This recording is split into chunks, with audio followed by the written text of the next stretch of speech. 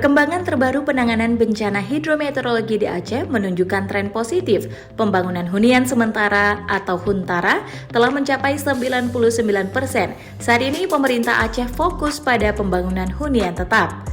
Begitu juga pemulihan infrastruktur jalan dan jembatan terus berjalan dengan baik, kata Sekretaris Daerah Aceh M. Nasir Syamaun dalam rapat koordinasi percepatan rehabilitasi dan rekonstruksi pasca bencana Sumatera di Gedung Serbaguna Sekda Aceh, Jumat 24 Juli 2026. Pada rapat yang dihadiri perwakilan Kemenko Infrastruktur dan Pembangunan Kewilayahan RI serta Kepala Daerah wilayah terdampak, Nasir mendetailkan angka 99% pembangunan Huntara.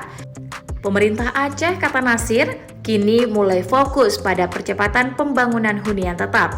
Realisasi Huntap saat ini masih berada di angka 3,6% atau baru terbangun 397 unit dari total kebutuhan yang mencapai 37.107 unit. Sedangkan sektor transportasi, Nasir menjelaskan sebanyak 46 ruas jalan dan 23 jembatan nasional kini telah berfungsi secara darurat. Sementara 1.543 dari total 1.638 ruas jalan daerah juga sudah kembali dapat difungsikan oleh masyarakat.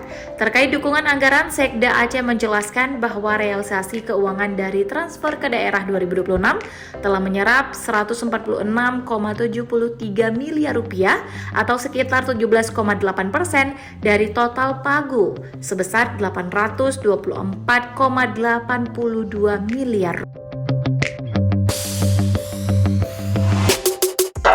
Untuk membangun Aceh yang lebih aman, lebih tangguh, lebih baik dari sebelumnya, berjalan dengan prinsip build back better.